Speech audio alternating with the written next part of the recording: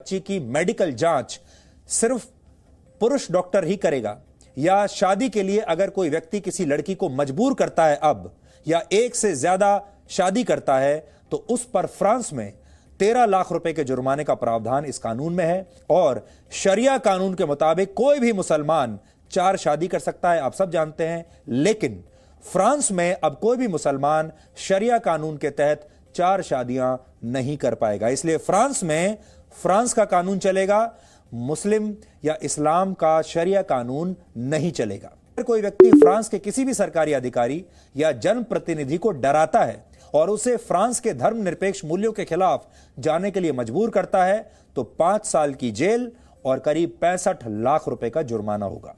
5वीं बात, अगर कोई व्यक्ति अपने बच्चों को अपने घर पर ही पढ़ाना चाहता है, तो उसे फ्रांस की सरकार से पहले इसकी अनुमति लेनी होगी और इसकी ठोस वजह भी बतानी होगी। और सरकार यह भी देखेगी कि घर में आप अपने बच्चों को क्या पढ़ा रहे हैं और अपने बच्चों के, छोटे बच्चों के दिमाग में कहीं धार्मिक कट्टरवाद तो नहीं डाल रहे हैं, और अब इसकी इजाजत नहीं देगी।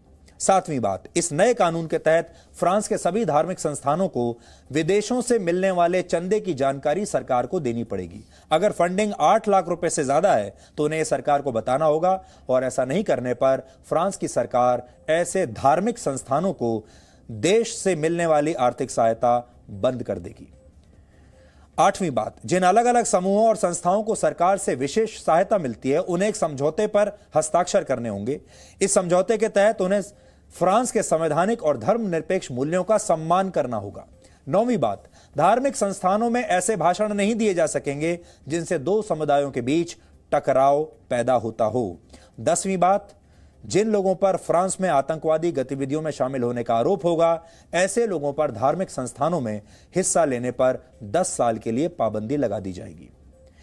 एक और बड़ी बात है जो आपको बहुत ध्यान से सुननी चाहिए। फ्रांस में अब धार्मिक चिन्हों के प्रदर्शन पर पूरा प्रतिबंध होगा।